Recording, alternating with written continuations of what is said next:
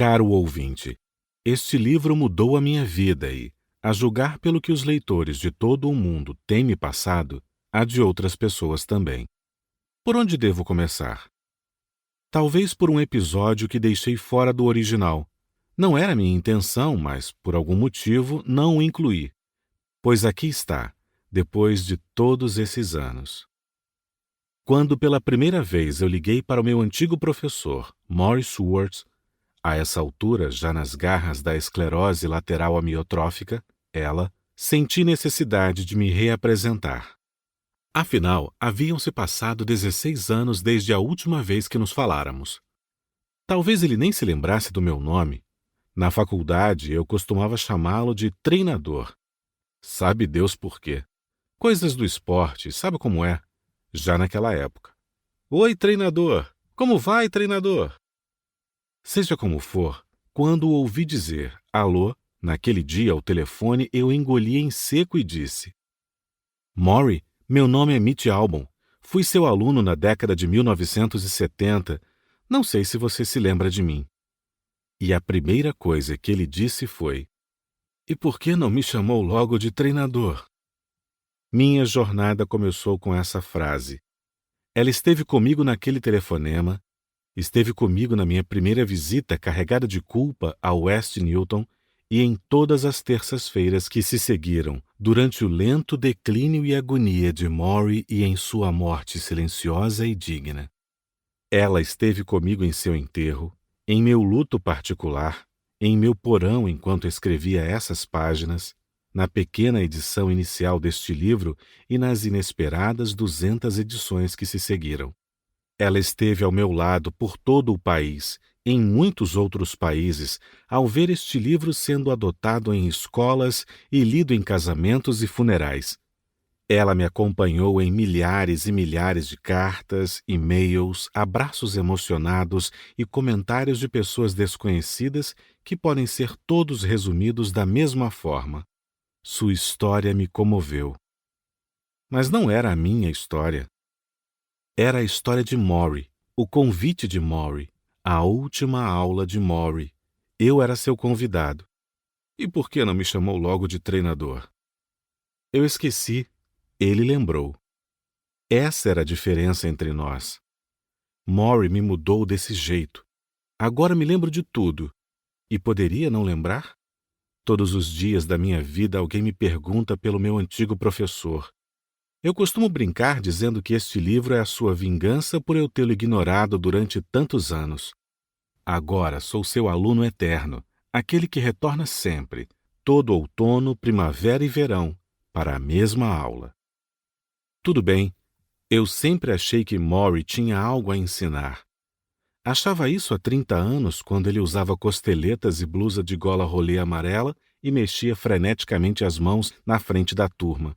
E continuei achando anos depois, quando a terrível doença já o deixara frágil e inerte numa poltrona em sua casa, a voz sussurrada e o corpo tão fraco que eu precisava virar sua cabeça para ele poder me ver. E ele, como sempre, sábio e carinhoso. Ele realmente cumpriu seu antigo desejo de ser professor até o fim. Para prová-lo, quando comecei a pensar neste prefácio, voltei aos registros das nossas conversas.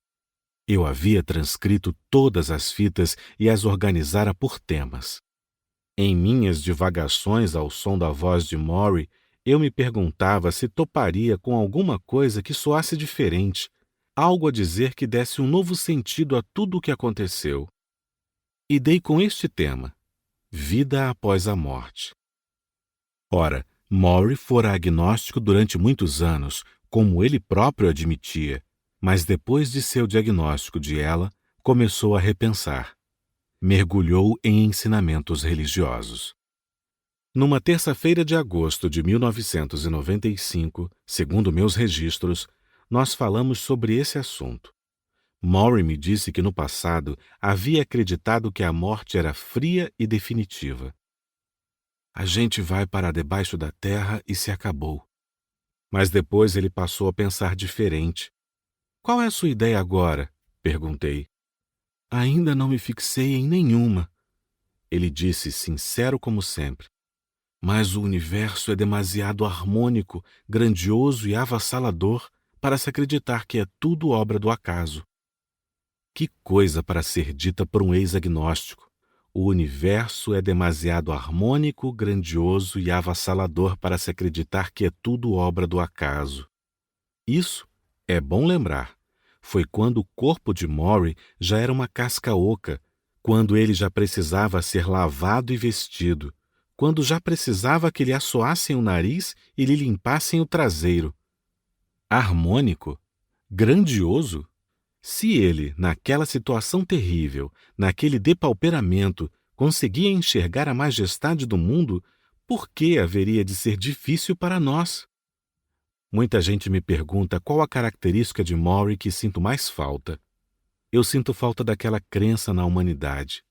Sinto falta daqueles olhos que conseguiam ver a vida de modo tão positivo. E sinto falta da sua risada. Sério. No mesmo dia em que me falou de vida após a morte, Maury confessou sua vontade de reencarnar, dizendo que, se pudesse voltar como outra coisa, gostaria de ser uma gazela. Ao reler as transcrições, notei que fiz uma graça depois do que ele disse. A boa notícia é que você estaria reencarnado, eu disse. A má notícia é que você estaria vivendo em algum deserto. Ele disse, correto, e caiu na gargalhada. Nós ríamos um bocado com essas coisas. Talvez seja difícil de acreditar, mas, mesmo com a morte esperando na esquina, nós ríamos. Ninguém gostava de rir mais do que Maury. Ninguém ria durante tanto tempo com piadas infames. É verdade, havia dias em que ele se arrebentava de rir com qualquer bobagem que eu dissesse. De modo que sinto falta disso, e de sua paciência, e de suas alusões acadêmicas, e de sua paixão por comida, e de como ele fechava os olhos para escutar música. Mas aquilo de que eu mais sinto falta, por mais simples e egoísta que possa parecer, são os olhos de Maury piscando quando eu entrava no quarto. É que, quando uma pessoa fica feliz, genuinamente feliz, por vê-lo, você se derrete. É como chegar em casa.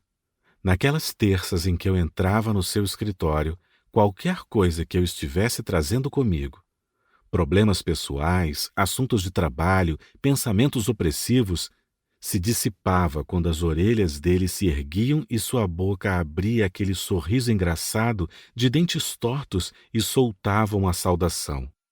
Outras pessoas me relataram que se sentiam da mesma forma quando estavam com Maury.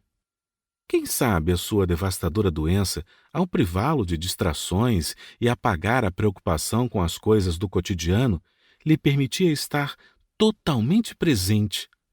Ou quem sabe ele apenas valorizava mais o próprio tempo. Não sei.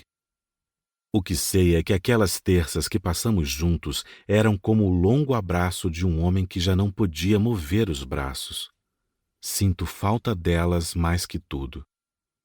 Desde que este livro foi publicado, inúmeras vezes me perguntaram se eu imaginava que ele seria lido por tanta gente.